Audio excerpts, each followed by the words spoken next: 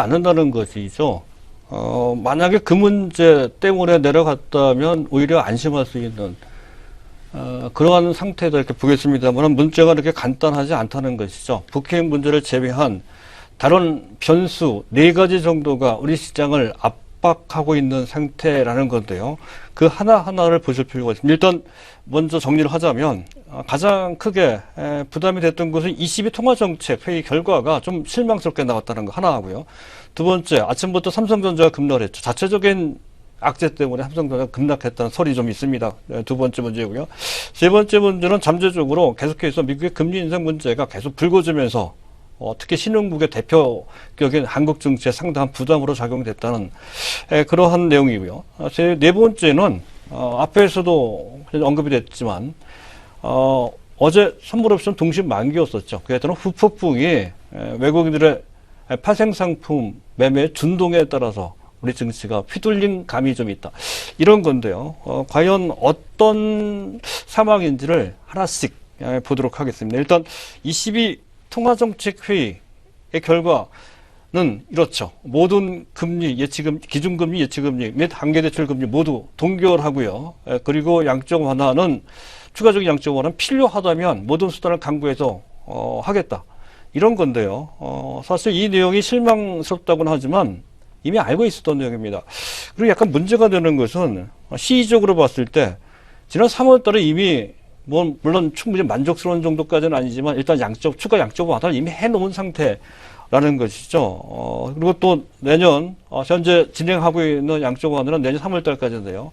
아직까지도 시간이 좀 남아있는 상태입니다. 굳이 서두를 필요가 없는데 시장은 너무 성급하게 기대한 측면이 있다 하는 것이고요. 또 한 가지는 과연 지금 추가적인 양적 완화를 해도 되는 것인지에 대한 적절성 문제가 충분히 검증이 안 됐습니다. 자, 일단 가장 중요한 것이 그들이 매입하고자 하는 자산이 지금 마땅한 게 없습니다. 품절 상태입니다. 국채가 워낙 품절되다 보니까 하다못해 좀 열의 국가라고 했던 이탈리아나 또는 현재 지금 스페인의 10년만 국채금리가 미국 국채금리보다 0.5%포인트 이상으로 크게 더 낮아요. 불과 한 3, 4년 전에는 7, 8% 정도 수준이었거든요.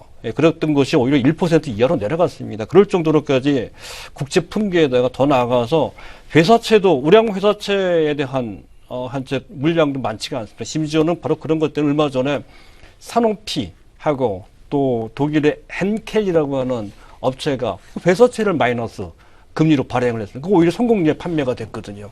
그런 정도로까지 물량이 없습니다. 더 매수할 만한 우량한 그러한 자산이 있지 않다는 것도 문제가 되고 또 한 가지 근본적인 문제가 이러한 마이너스 금리가 과연 정당한 것이 적절한 것인지 알 수가 없지요. 그 효용성 문제, 이 부작용 문제가 충분히 검증된 상태가 아닙니다. 바로 이 상태에서 공격적으로 마이너스 금리를 확대하기가 쉽지 않다는 것이죠. 또한 매입 대상을 앞에 얘기했던 현재 국채나 회사채 이외에 MBS, 주택 저당증권이죠. 이런 것이나 보다 하위 그룹의 회사채이거나 또는 부동산까지 얘기가 돼 있고 더 나아가서 일본식으로 ETF까지 매수를 하자는 얘기가 있습니다만은 과연 그것이 바람직한 것인지에 대한 충분한 검토가 돼 있지 않습니다. 이 상태에서 더 이상 양적 완화를 바로 한다는 것은 문제가 있거든요. 따라서 시장이 그것 때문에 실망했다는 것은 약간 어불성설인 측면이 있다는 것이죠. 그런 측면에서 봤을 때 22 통화정책 회의 결과는 현재 반응은 부정적이었지만 그것이 치명적이었다 이렇게 보기는 볼 수는 없다는 것이고요. 두 번째, 삼성전자 관련 악재가 좀 있었죠. 앞에서도 언급이 됐습니다. 배터리 폭발과 그와 관련된 리콜 문제 때문에 밸류에이션이 좀 펀더멘탈이 좀 훼손됐다는 건 사실 이 문제는 충분히 알고 있었고 반영된 상태면 오히려 그 평판이 나쁘지 않습니다. 좋습니다. 현재 신뢰가 제고가 되고 오히려 그것 때문에 지금 현재 이미징 마케팅 효과까지 나오고 있다. 이렇게 이제 나오고 있다는 것이죠. 오늘 개장 초부터 다우존스 DJSI 지수, 지속 경영 가능 지수라고 합니다. 거기에서 삼성전자가 8년 만에 이탈했다는 소식이 전해지면서 이것 때문에 삼성전자에 대한 외국의 매물이 나왔다는 설도 좀 있는데요. 하지만 이것은 지분이 그렇게, 한쪽 이쪽과 관련된 비중이 그렇게 크지는 않습니다. 이것 때문에 삼성전자에 대해 집중도로 매도가 나왔다 보기는 좀 어려운 측면이 있다는 것이죠. 다만, 전반적으로 시장에 대한 위험, 또 삼성전자가 그동안 많이 올라갔고, 또 파생산과 연결된 여러 가지 정황 등등을 고려해 봤을 때 단기 차익 실현 매물이 삼성전자에 집중된 측면이 있다는 것으로 삼성전자의 급락을 해석할 수 있다는 건 다른 것과 연관해서 보실 필요가 좀 있겠습니다. 일단 금리 인상 문제가 다시 조금씩 불거지고 있는 그런 상태라는 것. 시장에서는 민감하게 반응하지는 않지만 약간씩 부담을 주고 있는 상황이라는 건데요. 간밤에 존 윌리엄스 현 샌프란시스코 연준 총재입니다. 이 양반이 한마디 또 했고요. 또 제프리 레코 리처먼드 연준 총재입니다. 이 사람도 한마디 했습니다.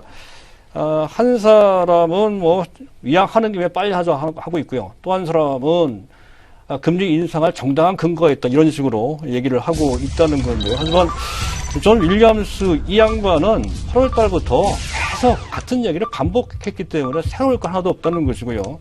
제프리 레커 이 사람은 원래 강성 매파입니다. 에스더 조지와 더불어서 현재 남아있는 2대 원래 매파거든요. 이 사람 원래 매파였기 때문에 매파적 인물이 매파적 발언을 했다면 그 영향은 역시 제한적이다라는 관점에서 볼 때 이 문제가 그렇게 큰 것 같지는 않습니다. 그리고 여전히 약간의 변동은 되고 있지만 9월달에 금리 인상 확률은 그렇게 높아지지 않았습니다. 계속 20% 이하입니다. 무시할 수는 없지만 전체적으로 봤을 때 비중은 현재 낮은 상태라는 것이고요.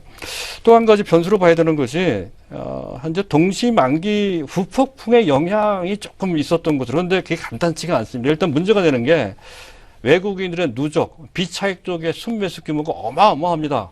금년으로 계속 비차익 쪽으로 매수가 들어왔거든요. 물론 단기 매매가 아닌 추세적인 매매죠.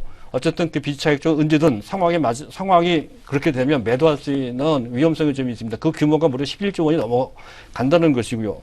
또 최근 그와 어느 정도 연관되어 있습니다. 외국인들이 계속해서 선물을 매수를 했죠. 그 계약서 오늘은 좀 매도를 했습니다만은 어제까지만 하더라도 3만 계약이 훨씬 넘어갔습니다. 현재 금액으로 따지면 4조 5천억대 정도 되는 어마어마한 선물 매수 포지션을 취한 상태라는 것이죠. 이 상태에서 만약에 환율까지 올라간다면, 즉 원화 절상이 아니고 원화 절하 쪽으로 가게 되면 여태까지는 환차익을 냈지만 앞으로는 환차손을 볼 수도 있습니다. 그런 우려가 있다면 현재 이 상태에서 외국인들이 상황에 맞춰서 어느 정도 위험 관리를 좀 해볼 필요도 있다는 것이죠. 그것이 추석 연휴, 다음 주 수요일부터 추석 연휴입니다. 추석 연휴를 앞두고 현재 일종의 해징 차원에서 위험 회피죠. 해징 차원에서 그렇게 한 측면이 있다면 다소 추세적으로 부담이 될 수 있는 상황입니다. 만약 그런 것과 더불어서 미국이 금리 인상을 안 하면 괜찮겠으나 그것과 관련된 변수가, 그것과 관련된, 한쪽 변수가 실제로 작동이 되면 큰 문제가 될 수 있다는, 그럴 경우에는 사실 위험 관리를 해야 됩니다. 그런 측면이 있고요. 한 가지, 만약에 단순히, 현재 오늘이 이제 옵션 만기, 동시 만기, 그 다음날입니다. 흔히 그 다음날 폭풍이 있거든요. 그런 것과 관련된 외국인들의, 특히 북핵 문제와 관련된 일종의 선물 매도 플레이였다라고 한다면, 현재 그 문제는 그렇게, 현재 심각한 문제는 아니라는 것이죠. 그런 점을 고려한다면, 현재 상황은 일단은 기술적이 심리적으로 밀려 내려왔지만, 그 내면에는 조금 복잡한, 다소 위험할 수 있는 내용도 함께 들어가 있다는 것까지 염두에 두시면서 오늘의 상황을 이해를 하셔야 될 것 같습니다.